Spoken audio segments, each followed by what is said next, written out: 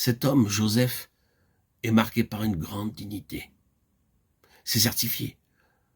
Cela se voit tout au long de cette histoire. Genèse 43, 3, 5, 7, 13, 14, 44, 15. Ses frères sont tous conscients de la dignité de cet homme, Joseph. Cet homme, marqué par le discernement. Ne savez-vous pas qu'un homme comme moi a le pouvoir de deviner? Annonce-t-il à ses frères.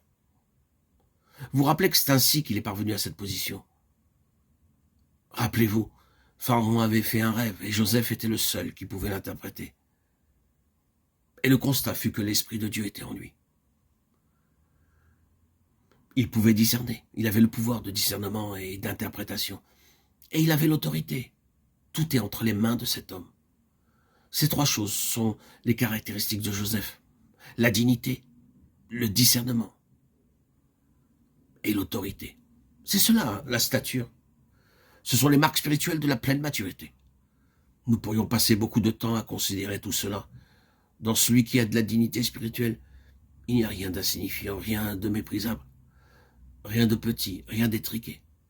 C'est quelqu'un qui doit être reconnu comme un homme ayant une stature, comme quelqu'un qui compte pour quelque chose.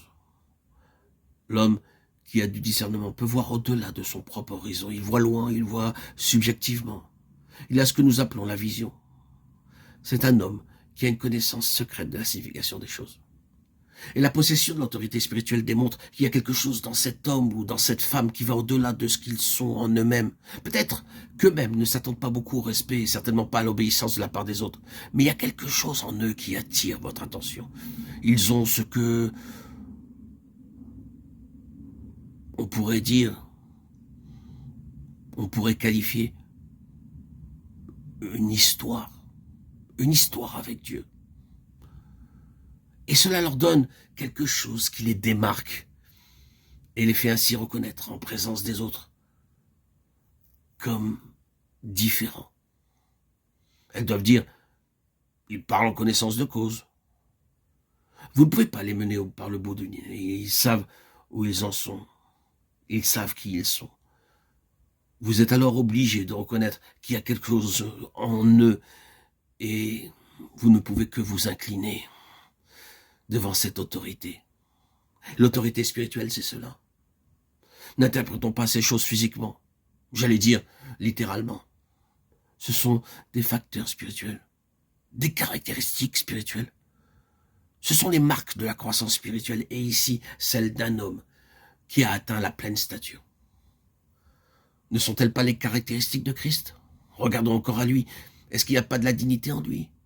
Il n'y a rien de petit, rien d'étroit, rien d'insignifiant ou de méprisable concernant Christ. Il y a de la dignité, il y a de la perspicacité, le discernement, la perception, la vision, une connaissance au-delà de l'ordinaire. Il était reconnu comme ayant de l'autorité, même le jour de son humiliation. Parfois, quand nous sommes dans une mauvaise passe physiquement, nous perdons une certaine prestance, mais pas lui. Malgré l'humiliation la plus profonde, les moqueries, les crachats couronnés d'épines, souffrant, malgré tout cela, le grand représentant de l'autorité romaine était entre ses mains. C'est Pilate en réalité qui était entre les mains de Jésus, et non pas le contraire. Il est là, dans sa dignité et son autorité. C'est une chose spirituelle et céleste. Ce sont les caractéristiques de Christ. Maintenant, cela doit être reproduit en nous. Et ce sont ces choses qui paraîtront quand nous croîtrons. Ce seront les marques de la croissance. Mais comment est-ce que Joseph est parvenu à cela? En se vidant et en souffrant, exactement de la même manière que Christ. C'est ainsi qu'est venue cette croissance, par cette grande et profonde détresse à cause de cette angoisse, de toutes ces souffrances par lesquelles il est passé. Vous pouvez voir Joseph qui s'est développé dans la fournaise, dans la maison de Potiphar. C'est dans l'ardente épreuve que la dignité se développe. Est-ce que quelqu'un comme moi devrait faire cette chose? C'est dans le feu et dans la prison que ces caractéristiques s'étaient développées. Il était passé par la souffrance. Il en sera de même avec nous. Et ce que Dieu désire, c'est développer ces caractéristiques. C'est une chose merveilleuse quand la grâce de Dieu renverse l'ordre des choses.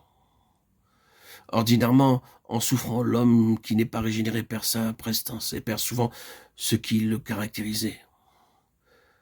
Mais dans le cas des croyants, avec la grâce de Dieu, la souffrance ajoute seulement au caractère et à la prestance. Quelque chose croît et s'émancipe. C'est l'histoire de tellement d'enfants de Dieu qui souffrent. C'est grandiose de les voir, d'être avec eux. Oh, ce n'est pas naturel, ce n'est pas quelque chose qu'ils ont hérité. C'est quelque chose qui est entré par la grâce de Dieu. Quelque chose qui est venu au travers du feu.